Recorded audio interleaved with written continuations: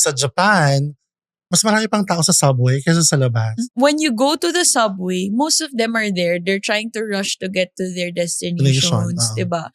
So I think, yeah, in a way, medyo pang introvert nga ang Japan. Tsaka kasi, di ba, sa atin as a Filipino, yung concept natin is, pag-uwi sa bahay, tatambay muna tayo, chill muna tayo sa labas. And sige, I have this friend, former friend. Ngayon, sabi ko sa kanya, bakit gano'n? Sabi ko sa kanya, Nika, parang wala akong masyadong nakikitang tao minsan sa mga streets. Sabi niya, nako, love, mami, sabi nila, hindi uso dito yung concept ng tambay. Di ba kasi sa atin, makimarites ka sa labas, naglalaro mga bata. Yung tito mo naghuhugas ng motor sa labas, mga ganun, di ba?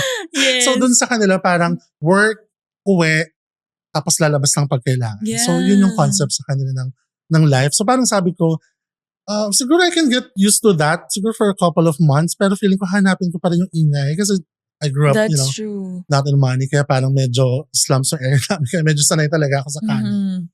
Pero kung peaceful talaga, feeling ko Japan, yun yung pinakababalikan ko sa. So would you consider na if you want siguro soul searching, pwede sa Japan? Oo, pero for a quick travel lang. So yung max mo, let's say if you go to Japan again, especially in Osaka, because I've heard that Osaka is mas peaceful talaga siya daw compared to Tokyo. And even dun sa Kyoto Nara, yung sa side na yun, as in para siyang set ng isang movie. Yung, parang feeling mo mga props lang yung bahay.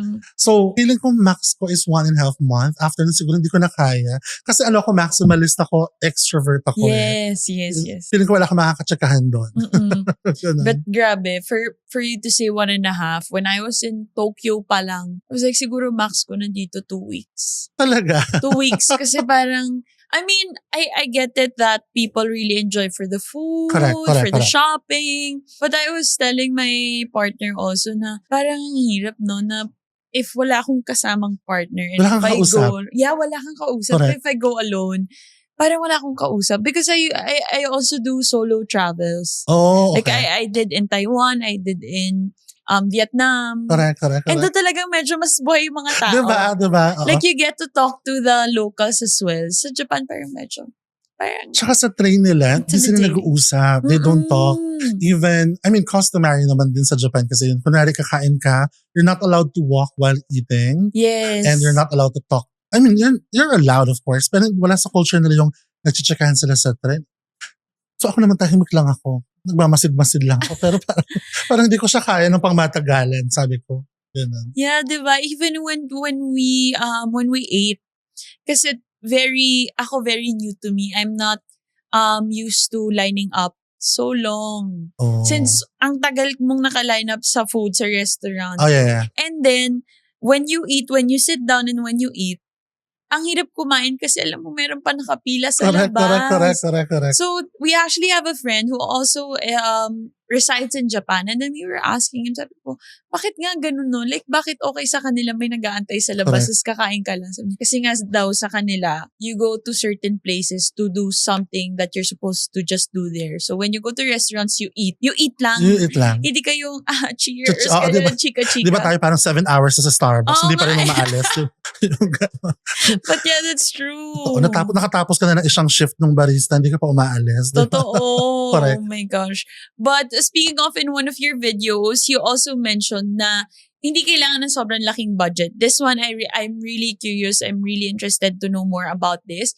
And you said na hindi kailangan ng sobrang laking budget to travel abroad. How do you personally make traveling budget friendly, especially as a content creator? Actually, hindi ko siya option, CK. It's my life.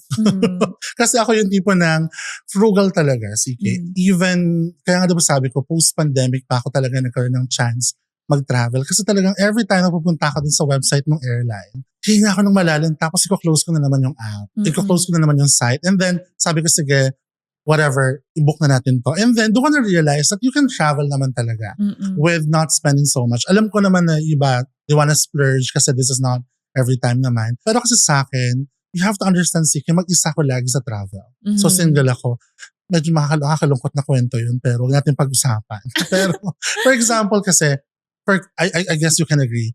For example, for accommodation, you have to pay for 2. Yes. Let's say mag-ride here, car ka or what.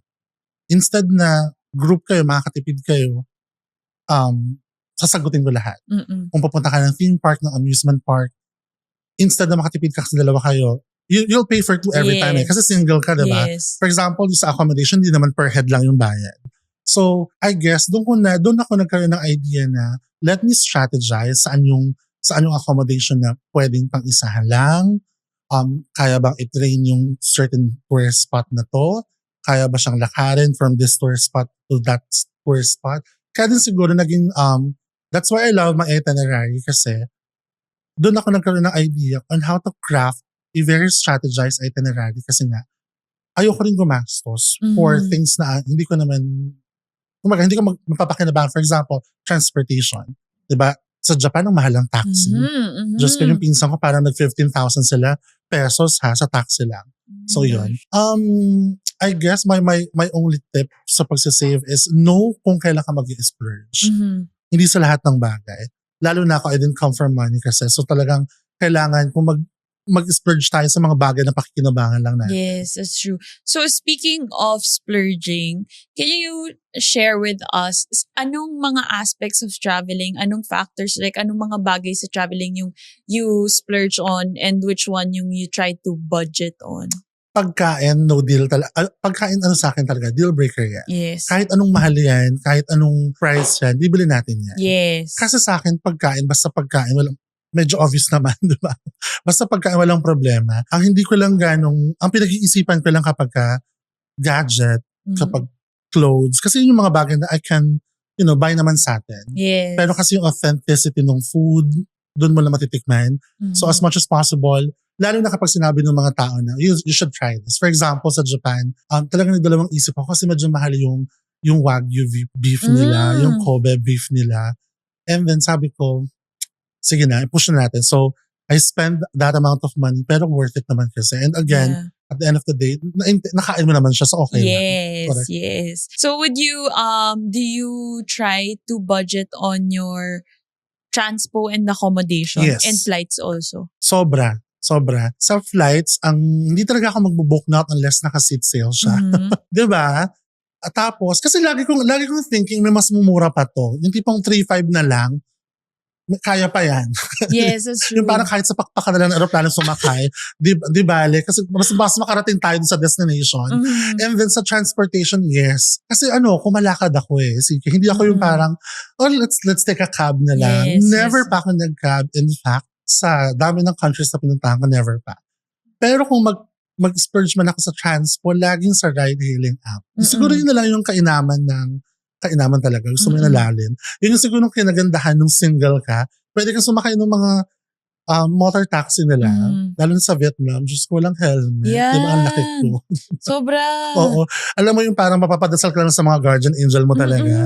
So yun yung parang feeling ko, hindi, matitipid tayo dito. Tapos pagdating doon sa mismong tourist spot, doon tayo hindi magtitipid. Lalo na pag food or let's say, experience yan, like theme park, Disneyland, Yes. sorry. And then, for example, nagpunta ako ng mga wax museum, yung mga ganun, hindi ko siya tinitipid. Loving the episode of Wired to Wander? For more stories abroad, travel hacks, and spot recos, don't forget to stay connected to our socials. Catch the full-length episode and discover how to make every trip smoother. Only on Wired to Wander, powered by Smart Tra V.